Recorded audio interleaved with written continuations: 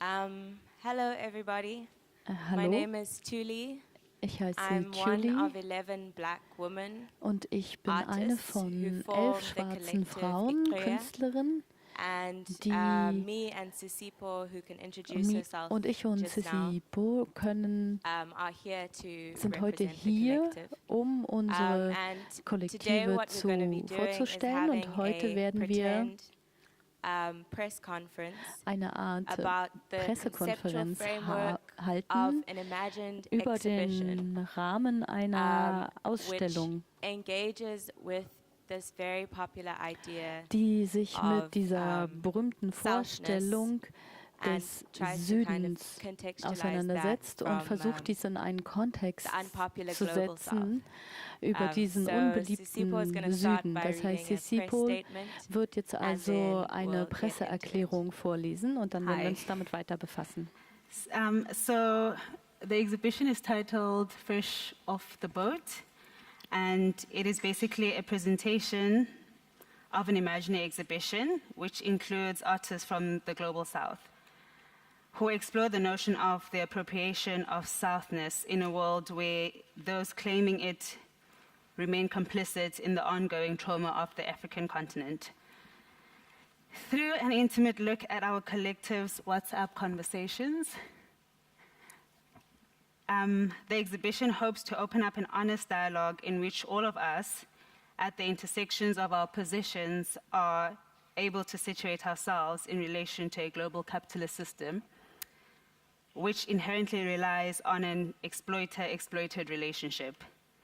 We feel perhaps that an acknowledgement of positionality is missing from debates around the extremely difficult neo-capitalist system in Europe. This acknowledgement comes with the conveniently forgotten truth of having to situate Europe historically and now within a global system of oppression and exploitation. As an entity that has historically caused pain through underdevelopment of black people, involving the deracination of existing cultures, the creation of gender and construction of family, and control over the education of colonized subjects. These infrastructures are still at play now and render European knowledges and social constructs that cause pain as the epistemological north. In order to return the South back home to this North, regardless of current socioeconomic and political struggles, we must particularly acknowledge the striking power of a Eurocentric knowledge system, particularly Greek, which continues its violent erasure of local, radical knowledge production that is key in restoring citizenship to what remains a South of colonized subjects. In claiming to produce knowledge, we must be acutely aware of the structures in which are complicit that invalidate the production of knowledge that happens outside of its own bounds. The title Fresh Off the Boat alludes to the historical relationship between Europe and Africa in an attempt to contextualize what is rarely framed as, but is of course, global conversation. So as you can see, the exhibition unfolds as a conversation between the collective members on WhatsApp.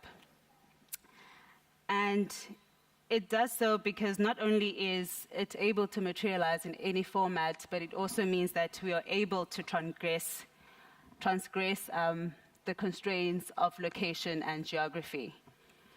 And the use of WhatsApp also touches on the idea of an imagined society. And it recognizes it as an engineered location, a geography of fantasy, much like the northern South. And now we're going to listen to a voice note by one of the collective members who was unable to write the voice note or a message on her own cell phone because she had no data. Welcome to the South. Hi guys, sorry my phone is off, but bencinga and plus data is a thing anayo nyani. So I was thinking maybe before we go to bed to help Tuli and Sisi with the presentation, we send like a VN each person sends a VN to say, to responding Oganya, just saying what they think of the South and where is the South and which South is spoken about and all those things, all their ideas about the South. And Sisi can, and Tan and Tuli can literally just maybe play as what sounds overlapping,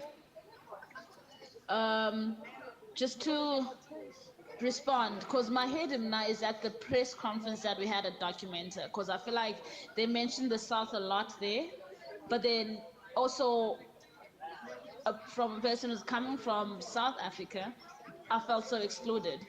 So they were talking about all these things that they're facing and the problems, but then I'm like, shit, we've been going through this, but none of the people are highlighting this. So, yeah, hopefully that sort of helps, because I don't know. And phone is off, no data, so. So as you can hear from the conversation, we are also not particularly clear on what the South is as it is now produced in the North. Because we are obviously from South Africa, and we've, throughout school and varsity, we have always been the South, and there's always been the South and the North. But now we are in Europe, and we in the North, and we are learning about this South from the North, and it's confusing. And now Greece is now the new South, and we've always known Greece as being North. So I'll hand over to Tuli, who will touch on the idea of South as medium and South as conversation. Hello again. Yeah, so I guess the first time that we came to Athens when we were planning for our performances, this idea of the economic South was kind of everywhere, and I felt like I couldn't really say much because I didn't really know exactly the situation. So after, I guess, some research and coming back again to do our performance and speaking to a lot of just Greek people, kind of feel a bit better in a position to start thinking about where we come from when we talk about South, which doesn't operate only as a construction or a state of mind, but as an infrastructure and an underdevelopment. So we'll start at the Berlin Conference. And this is where Africa was divided arbitrarily between the European imperialist states. And this was one of the first moves in creating a South and creating colonial subjects out of people or citizens or communities. Art practices and the existing aesthetic culture that existed was erased, and religion and colonial ideology was used to talk about those things as impure. So the colonial idea is that you can strip somebody down to object status, and from then you can control them by controlling the information they receive, the education they get, the resources they have access to, and then just general space. In South Africa, we obviously had apartheid, which was directly about geography, and still is. So, I mean, even to just comment on the talk we just had, which kind of implies that history was once pure or something we could rely on, I think we need to kind of throw that notion completely out of the window, because many of our histories were completely erased, and many of our history books begin from when Europeans arrived in our country. So it is no coincidence that South as a state of mind embodies the knowledge practice of the European South, because the inscription of South upon land, bodies, minds, and generations of people on the African continent escapes the containment of the mind and pervades all structures, determining how one moves and sees and feels. Amongst these Southnesses, and which is my interest, is education. And as I described, a lot was erased. And in Africa, people weren't allowed art education because art has always been seen as something that begins to equate humanity. And so, I mean, in South Africa, slowly during apartheid, many different art centers that allowed black people in were developed in order to kind of give back that cultural erasure. So with the erasure of existing cultures, then there was the implementation of knowledges which kind of render the subject distanced from themselves, an observer whose experience does not match with what has been deemed as the educational truth. So this is epistemological violence, of course, and across South Africa and the universities, which already is an incredibly privileged space where not that many black people can attend, we've been talking about and dealing with epistemological violence. And as Cece mentioned, a lot of this violence is because of a knowledge colonization, and a lot of that knowledge comes from Greece, which creates a really interesting relationship in the contemporary times. So then it becomes quite strange that South is being used now as a strategy to describe a phenomenon that was created and strategized by those who are actually claiming it. The implications of that feel quite dark because the state of Southness and global Southness seems to then be naturalized and seems to be a status quo we can accept. And then it kind of raises the question whether Northness, which we understand as domination and exploitation, is that what we desire when we talk about being South?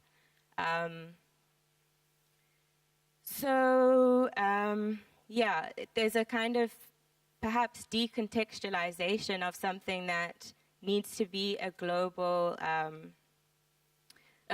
conversation. Even again with the talk that we just listened to, this memory, this collective memory, and thinking about Germany and thinking about Namibia, who just neighbors us and is responsible for massacre of millions of people during colonization and still occupies much of the stolen land. We start to wonder, what is this, how much are people willing to remember, and to whose benefit is it to talk about the South? Then, what else do we have? I've been trying to get through Cedric Robinson's Black Marxism, which is a very difficult book. But the main idea that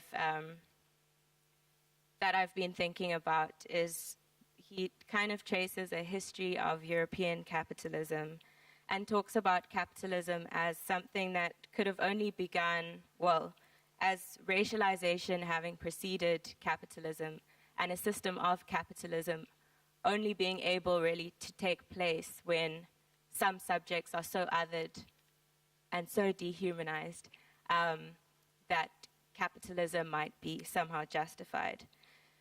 So I suppose, it raises the question then what does it mean about this depth of Southness? Because if we go, it feels like we talk about strategies to address capitalism, but it seems that we're dealing with something that begins even before capitalism. And so I suppose what we're trying to think about is how can we use this conversation and this exhibition around South to get back to that place where actually cruelty and pain existed even before the invention of capitalism.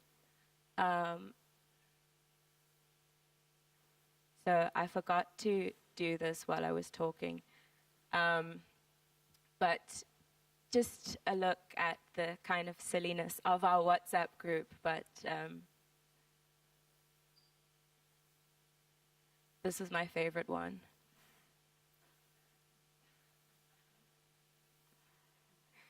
Basically, where this talk is all leading to.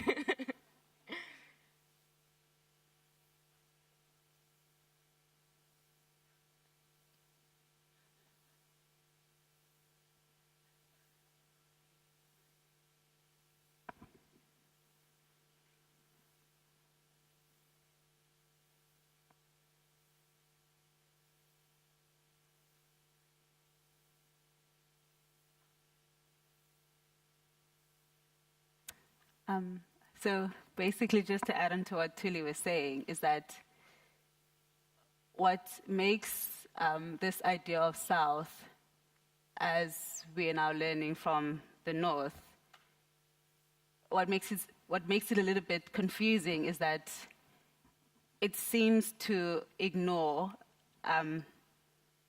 one of like the fundamental structures that preceded, like Tulu was saying, capitalism.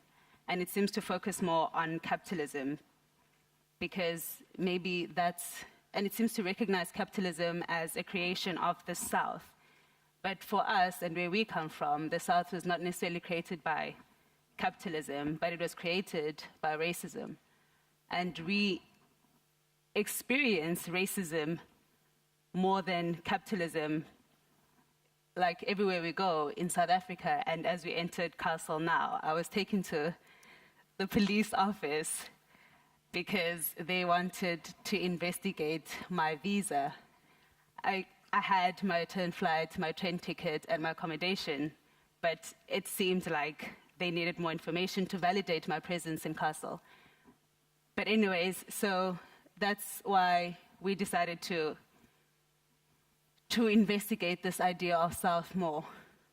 Yeah, because we feel as though, even though we've been the South, that the conversation is excluding us, and it also refuses to acknowledge the knowledge production within the global South as it has always been known.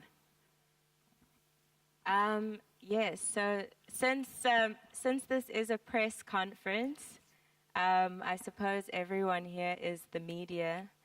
And now we are opening up to feedback and comments about the framework for this imagined exhibition about this precarious situation of the South. So open to everyone.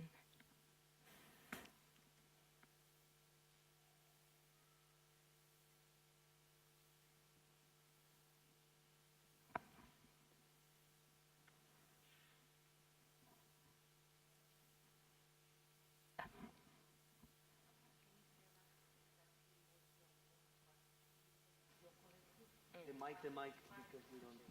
Again? Yeah, I'll tell them. The question was asked, can you say what you're doing practically with your collective?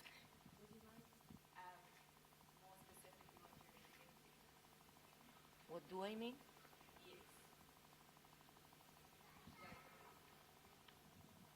Are you define yourself as artist, and can you describe a little more about your strategy of art and the results and everything? Okay, so our collective kind of functions as a support network as well, because we all have individual careers. I'm a writer, Sisipo is in curating. We're all artists as well. Some of us are students.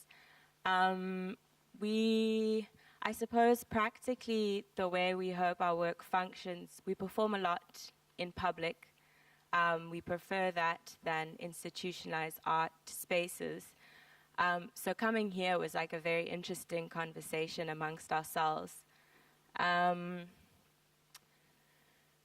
Basically, the way that we started, we all met in Michaelis, which is the art school that we went to. And we realized, I mean, out of more than 200 art students. There were only about less than 20 black students. And we wanted to come together for an exhibition of just black women artists because we realized that there was a lack of representation within art history. And we approached our university for the exhibition, and for many reasons, it did not happen.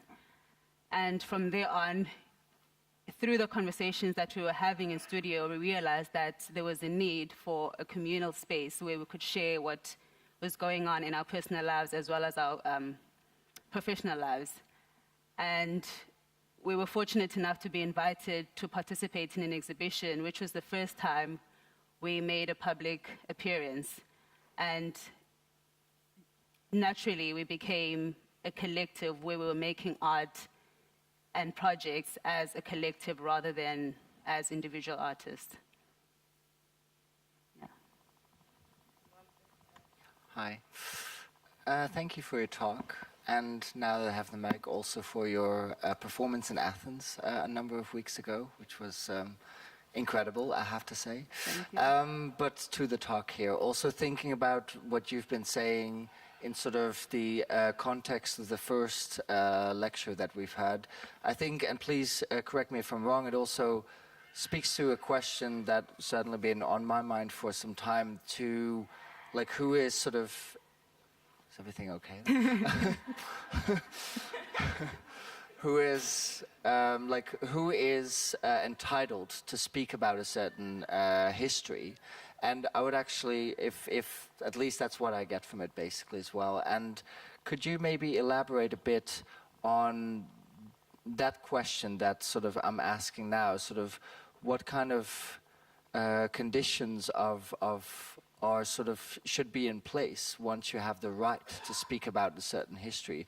I'm not saying to claim a certain history, because for me that's very different, but to discuss or to speak about, like how does that feel for you, also sort of in relationship maybe to how this exhibition that you are a part of as well, of course, has been dealing with that. So the right. If I understand the question correctly, you're asking how does one speak about a history if they're not necessarily part of that history without... Sure. I think the problem is always that one tends to forget their position from where they are speaking. And I think I realized that personally because when I used to make a lot of examples about gender, and I had a conversation with a friend of mine who was transgender, and she was saying that a lot of heterosexual people, they don't understand what it's like to be transgender because there's a lot of bodily functions that they cannot imagine because they don't experience. And I think from there on, I realized that I can no longer talk about gender as if I know it because I'm a heterosexual person. Because it tends to be condescending. And because I don't know it, so what exactly am I saying? And can I fully claim knowledge of a particular thing if I personally have never experienced it? And because of that paradigm, whatever it is that I'm saying tends to be, like I said, condescending, and it tends to undermine the discourse from that particular person. So it's not necessarily that you can't speak about it, but as we have seen and experienced is that whatever conversation comes from the opposite is never really fully engaged within that particular context. To add to that, as we know, there's always a tendency and appeal about speaking about the other, which kind of acts as though the person who is in the center of power is just a neutral party. And I think anyone can talk about any situation, but they need to talk about it from where they're coming from. So if I'm hearing, I want to hear about, like if I'm talking, for instance, there about transphobia, then I have to implicate myself as somebody who can be problematic in certain spaces. Because the discourse is wider than just othering someone. And as well, like, because somebody else has power to speak about the other, then their voice becomes louder in the history of that. So anyone can speak about anything, but they need to acknowledge when they're complicit in creating that situation. Yeah. And just to add on to what Tulu was saying, there's a woman, I think she's an American woman, Rachel Dolezal, she's a white woman, but for most of her childhood, she pretended to be black. And she's now in South Africa because she feels like South Africa is more advanced in their racial discourses. But so it happens that she was awarded a scholarship at a black university, but the scholarship was given to her because they thought she was black. And then when they found out that she's actually a white person, they took the scholarship away from her. And then she accused them of being racist. So it's not that she couldn't necessarily be engaged in movements that were anti-racist, but she completely ignored the dynamics or her privilege as a white person. Like, because she's white, she could pretend she was black. And at any time, she could tap out of being black and enjoy the privileges of being a white person. But obviously, she refuses to recognize that. A black person cannot, at any time, pretend to be white. You can't pretend, you have no privilege. In South Africa, it's even worse. Like, there's no way in which you can tap out of your blackness and be a human. And that's, I guess, is what, it's the discourse that's lacking within most knowledges about racism, is that there's a privilege that white people tend to pretend that they don't know or to recognize that a black person doesn't have. And that is the danger of a white person having a conversation or initiating a conversation about blackness or racism, is that already they are privileged. Yeah, I think.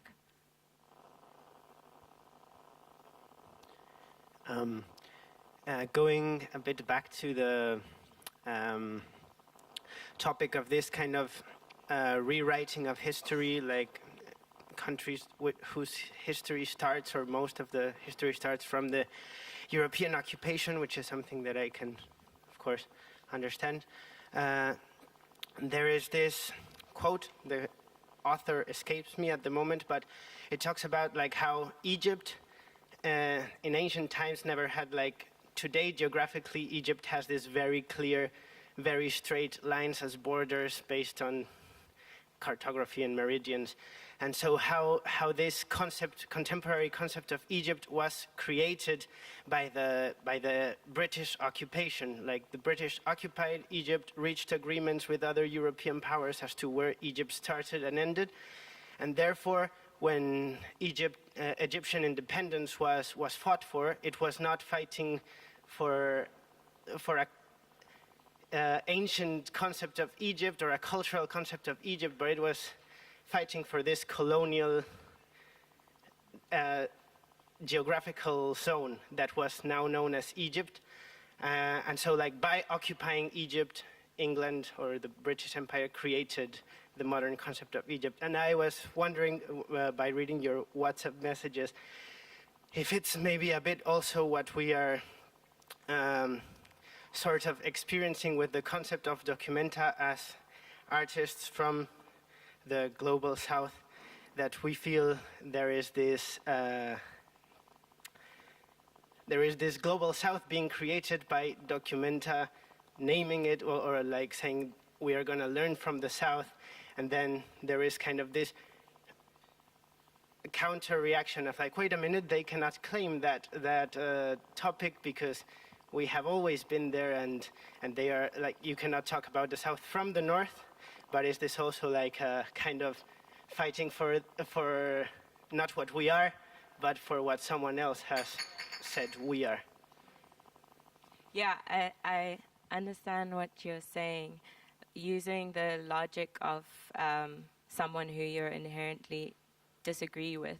But that's not just the story with Egypt, that's the entire continent, which has caused complete chaos because Africa had so many different societies and communities. And when these borders were drawn and so strictly protected because there were all these imperial powers protecting the resources they were mining from these places, it meant that when decolonization and nationalism happened, the kinds of cultures had been so just messed with, and those borders have been incredibly traumatizing and continue to be. But at the same time, it's very difficult because we're locked into a global capitalist system which relies on states that have been drawn. So if we don't mobilize in states, then what do we do? But there are interventions and projects which are trying to reach. I'm involved with a popular education, history, and art project, which is trying to connect people who were historically involved in apartheid struggle and the next generation within Southern Africa. Because obviously, during apartheid, the border provided, going beyond the border sometimes meant that you were more safe. So there's all these kinds of strange ways that people have like transgressed borders and made them kind of non-existent. And I think those are interesting ways to think. But I mean, I don't have an answer. Why do we even call ourselves black, or why do we even call it Africa? Yeah. We're not necessarily saying that Europe can't speak as a South, but I think within the European discourse about the South, that they need to recognize that capitalism is not the only reason that the southern countries have become now a South.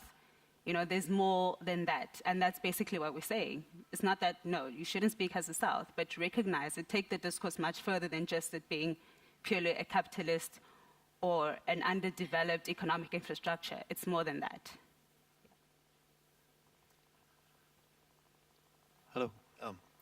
Yes, I'm Max Jorge. Thank you very much for your presentation. Really liked it. I wanted to make two comments and ask you something. First of all, as someone who grew up in the Global South and lives in the Global South, I always disliked the North-South notion. When I was a child, I experienced it more as third world discussion. So then it was not so much about Global South, but it was just simply called Global South, which helped to justify all the politics of structural adjustment and so on that happened during the early 80s and so on. So for me, the North-South vocabulary actually always was a sort of euphemism for what should be called South as a relation, right? So South is a relation, and probably it would be interesting and more complex to discuss this relation, South as relation, if everyone who takes part in the discussion situates themselves, saying like, I'm on this side of the relation or on that side of the relation. It doesn't so much matter if North or South, whatever. This is just one comment that I thought when you were talking about North and South, since I think that South is truly historic, political, economic relation, most of all. Since also the globe is round and it turns around, its axis and so on. I think another thing that is very often covered under the North-South dichotomy is that on the maps, as we learn it in the Occidental kind of inspired cultures, that the North is always on top and the South always on the bottom, and this implies a certain hierarchy of gaze, right? If the North looks at the South, it's like from above, below, and so on. So I think the North-South discussion is something that is really worth being discussed in a broad sense. But the second thing which I wanted to ask you, which kept me a bit doubting about if I understood you correct when you were talking about racism and capitalism, and it seemed to me that you would oppose these two things. And my feeling would rather be that even if racism or misogyny, xenophobia have existed before the, let's call it, invention of capitalism, and somehow the interesting thing of thinking and analyzing capitalism historically is that exactly racism, xenophobia, misogyny, etc. have had a specific function within capitalism, and this function is constitutive for capitalism since the very beginning. So my experience nowadays, and later we'll have a talk, and tonight we'll be talking about these things, but I wanted to ask you just now, don't you think that it's a bit nowadays a bit problematic to oppose capitalism and racism because as if one or the other would be more important or more, I don't know, have more weight? Because it seems to me that a lot of political discussions currently that are happening only give you this, as if it was again a binary solution between, oh, if we don't want nationalism, fascism, racism, then we have to go on the capitalist side, because the capitalists are the one that provide us freedom from these things. You know, as if universal capitalism was the liberal option to a kind of retrograde, racist structure. So it was something that just was on my mind, and I wanted to ask you if you have something to say about that.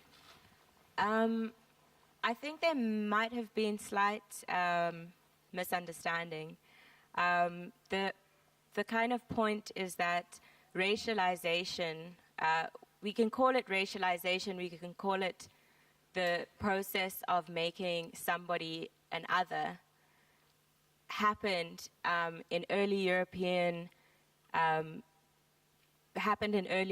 before the formation of towns and cities. And the point there is that it's only through this idea that somebody is less than human that a capitalist system can begin. So with capitalism comes all the intersections that it creates, the kind of gender system that it's created that benefits and makes capitalism more efficient, the kind of family dynamic it's created, all of those constructs of space. And so this racialization could be a number of things. It's race, it's going to be the black person, it's going to be the woman, it's going to be the trans person. There's so many versions of this othering that have formed capitalism and enabled capitalism to happen, and probably have been much more increased by capitalism. Do you want to add to that, Cici? I think also that's what we're trying to say, is that the South is not necessarily a lack of economic infrastructure, but it's also caused by various other things, and that is what Thule has mentioned, the racialization of, or the othering of a person. So it's not necessarily that racism is more important than capitalism, or capitalism is more important than racism, but that's what we're saying, that within the conversation of the South, within the Northern discourse, it needs to recognize that a South is not created only by a lack of economic infrastructure, but it's created through various other elements that has functioned or that has caused the discourse of the South within the global. Yes. Yeah. Yeah, thank you so much. I think we could continue forever the discussion. I just wanted to say something to someone that asked before about the Global South, because I think that within the curatorial team, we've been kind of, criticizing this notion of the Global South, like trying not to align ourselves with this notion, and precisely open up the question of a South as a critical question that has to be discussed, right? So I want to say this because I don't want that suddenly that becomes like, oh, Documenta 14 is about the Global South. Absolutely not. It is really precisely about criticizing the way in which this notion of the Global South has been used until now. And I mean, part of this issue is precisely, having you and many other of the artists as part of this conversation. And in this respect, I find fascinating the way immediately when you arrived to Athens, like a few months ago, you were like asking, like, but what South? What are you talking about? What is the South if this is the North? And I think that this is exactly the point, that this is an epistemology, and therefore like it's reproducing itself endlessly, and everything has a South. And of course, I totally agree with you, because the South of Europe has also been racialized. And that's why it becomes like, so dangerous and so problematic. I come myself from Spain, it's the same. We are like the Arabs of, we used to say in Spain that Africa starts when France ends, right? So we've been, in a way, treated as the Africans of Europe. That's the common struggle that we have to get to understand. And that has a lot to do with the way in which basically both the history of capitalism has been constructed from being Spain in the 15th century at the head of this adventure, and then becoming basically through many other economic histories, and again, part of this racialized Europe, right? So I think that we will have many, many, many conversations on this issue within the Parliament of Parties, because I think we really need to talk about this. It's crucial. And we will have there are many artists and many artworks reflecting on that. And also we have historical, let's say, evidence or witness, if you want to put it this way, like the Code Noir that will be part of the exhibition, which is, as you know, the treaties that allow during the 16th and 17th century to buy human bodies as slaves as part of the basis of the capitalist contract, right? So I think that you see there within the Code Noir the strong relationship between capitalism and racism, right? So we will come back many times to these discussions, because clearly we need to talk about it. And I think that maybe, I don't know if this building in particular has ever been the place where these discussions had happened, and they have to happen here. So I thank you again for coming. I think it was wonderful having you. Thanks. Thank you for listening.